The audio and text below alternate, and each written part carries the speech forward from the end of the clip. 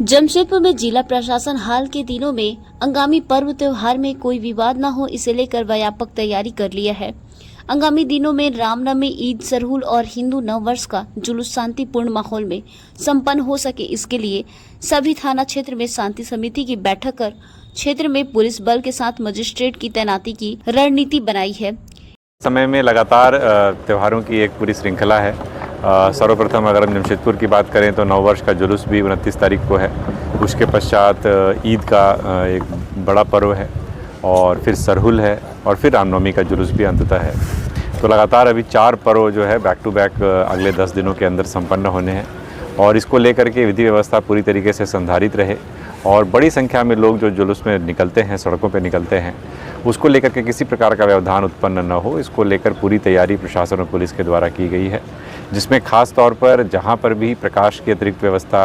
Barricading की व्यवस्था, CCTV और ड्रोन कैमरे के द्वारा निगरानी रखना, ये सारी चीज़ें की जा रही हैं। बाहर से भी हम लोगों को फोर्सेस उपलब्ध कराई गई हैं। मैजिस्ट्रेट एक्स्ट्रा जो है लगाए जा रहे हैं सभी संवेदनशील स्थलों पर और इसके अलावा जो भी रूट्स हैं उन सभी का सभी थाना प्रभारियों और पुलिस उपाधीक्षकों को कहा गया है कि वो भौतिक रूप से स्वयं उसका सत्यापन करें और इसके अलावा पुलिस लाइन में भी मॉक ड्रिल का आयोजन किया गया है, जिससे कि जो पुलिस बल है वो किसी भी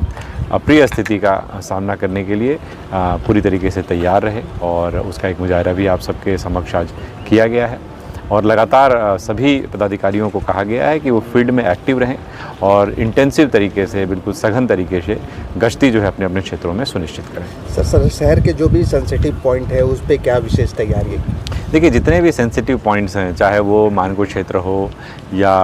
ओलीडी का क्षेत्र हो, जुगसलाई हो, कदमा हो, खड़ंगा झार टेल्को हो, मकदमपुर वाला एरिया जो परसुडी में है या गोलमुरी हो, इस तरीके के जितने भी क्षेत्र हैं या फिर कोवाली क्षेत्र अगर ग्रामीण क्षेत्र में हम बात करें, मुसाबनी हो, घाटशिला हो, जो भी इस प्रकार के संवेदनशील जगह हैं जहां पर कि अतीत में भी कुछ घटनाएं रिपोर्ट हुई हैं, लेकिन न केवल वैसे स्थानों पर बल्कि चूँकि इतना बड़ा जनसैलाब सड़कों पर रहता है कि किसी भी परिस्थिति के लिए पुलिस को तैयार रहना चाहिए और उसी के लिए सभी लोगों की ब्रीफिंग की गई है। और सेंसिटिव पॉइंट्स में ख़ास तौर पर हम लोग एक्स्ट्रा सीसीटीवी कैमराज डिप्लॉय कर रहे हैं और ड्रोन के माध्यम से भी हम लोग निगरानी रखेंगे और हमारी क्यूआरटीज़ जितने भी इम्पॉर्टेंट लोकेशंस हैं, मानगो, जुगसलाई, परसुडी, टेल्को, इन सभी जगहों पर अलग से क्यूआरटीज़ जो है डीवाईएसपीज़ के कंट्रोल में रहेंगी, जिससे किसी भी अप्रिय स्थिति में तुरंत ही हम लोग उस पर रिस्पॉन्ड कर सकें। सर, जो शरारती तत्व होते हैं, उपद्रवी तत्व जो होते हैं, वो किसी तरह के व्यवधान डालने के प्रयास करते हैं, उनको क्या संदेश देना चाहती है? देखिए, उनको लेकर के जो भी इस प्रकार के असामाजिक तत्व हैं या शारीरिक